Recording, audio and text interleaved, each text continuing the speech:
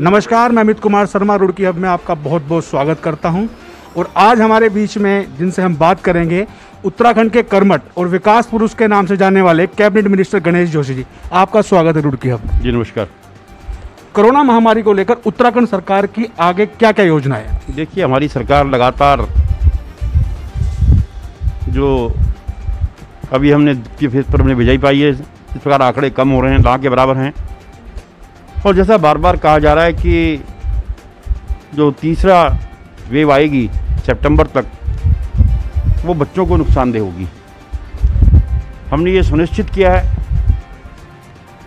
कि हर अस्पताल में 25% बेड बच्चों के लिए सुनिश्चित की जाएं, क्योंकि बच्चा अकेला नहीं रह सकता, उसके साथ उसकी माँ या परिवार का जो व्यक्ति रहे, उसकी व्यवस्था हमने सुनिश्चित की है।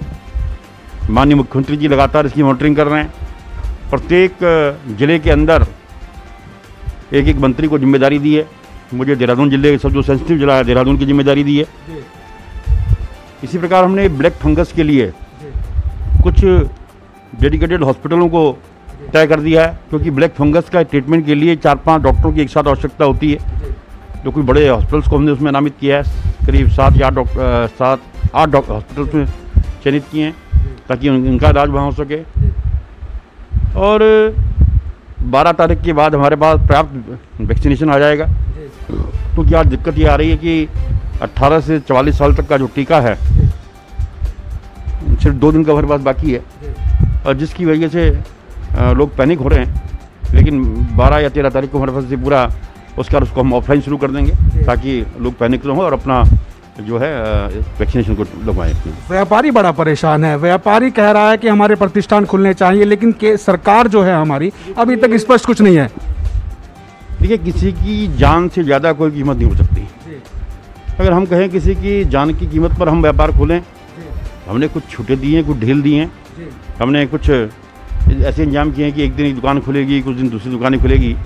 तो इसलिए व्यापारी मित्रों से मैं कहना चाहता हूँ कि थोड़ा सा आप हमें सहयोग दें। आपने सहयोग दिया, उसी का फल हुआ है कि हम इस लड़ाई को लड़ पाए हैं। तो थोड़ा सी हमारी मदद कीजिएगा, सरकार आपके साथ में है।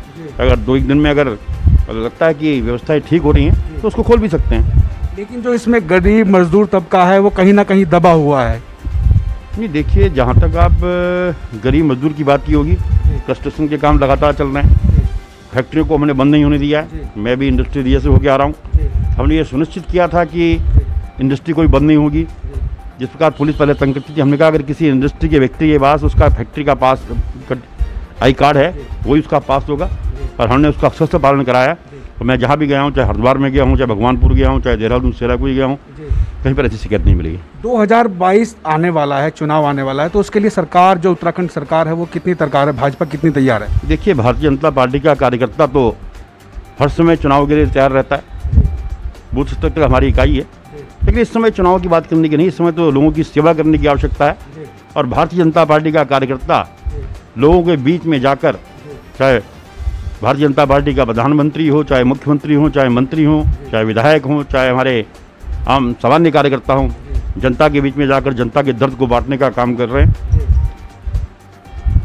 और वहीं जब कोरोना पीक पर था, तो भारतीय जनता पार्टी का कार्यकर्ता आम जनमानस के साथ उस लड़ाई को लड़ रहा था। अब जब कोरोना का थोड़ा प्रभाव कम होने लगा, तो हमारे कांग्रेस विपक्षी मित्र बिल से बाहर आ रहे हैं और अगर बयानबाजी कर रहे हैं। लेकिन जनता इन चीज़ों को वॉच कर रही है कि संकट के समय उनके साथ कौन था, और आने वाले समय में उसका जवाब देगी। आप विकास पुरुष के नाम से जाने जाते हैं। एक जो कहते हैं वो करते हैं। आप अपने वादे के मजबूत इरादे लेकर चलते हैं। तो आने वाले उत्तर हरिद्वार को क्या कोई योजना दे रही है सरकार या नहीं? नहीं, देखिए, मैं अभी इंडस्ट्रियल एरिया में था, तो मुझे बताया गया कि वहाँ पर वाटर लोगों की बड़ी प्रॉब्लम है। जब मैं विजिट कर रहा था, वास्तव में बहुत दिक्कत है वहाँ पर। और मुझे बताया गया कि बरसात में तो वहाँ लोग नाव लेके जाना पड़ता है। मैंने यहीं से अधिकारी से बातचीत की है। मैंने उनको प्रॉमिस किया है, जाने के बाद चीफ सेक्रेटरी से मैं बात करूँगा और उसका सिंचाई विभाग के माध्यम से एक प्रपोजल शासन में है, हम उसको तुरंत करवाने का कोशिश करेंगे। एक अभी मैं जब माननीय विधायक जी के यहाँ पर था, एक दूसरा इंडस्ट्रियल एरिया है, वहाँ मुझे बताया गया कि एक 800 मीटर का नाला रुकने के कारण पानी की निकासी नहीं हो रही। तो मेरी कोशिश होगी कि जाने के बाद प्राथमिकता के आधार पर उन कामों को किया जाए। मैं आपको इंस्टाग्राम आदि पे फॉलो करता रहता हूँ, मैं देखता रहता हूँ कि आए दिन आप मीटिंग लेते रहते हैं, आप बड़े सक्रिय हैं। इतनी एनर्जी आप कहाँ से लाते हैं अपने अंदर? एनर्जी तो आदमी काम करता है तो एनर्जी अपने आप आ जाती है। अगर आप अपने को बिजी रखेंगे, काम करते रहेंगे, एनर्जी अपने आप आती है। अब आप देखा, मैं सुबह से निकला हुआ हूँ, 5 बजे उठ जाता हूँ और बिल्कुल ना आराम करने का टाइम है, लगातार अभी जाके 6 बजे मैंने मीटिंग लेनी है। तो एनर्जी तो आपका व्यक्ति काम करता है तो एनर्जी अपने आप आ जाती है। महंगाई को लेकर आप कुछ कहना चाहेंगे?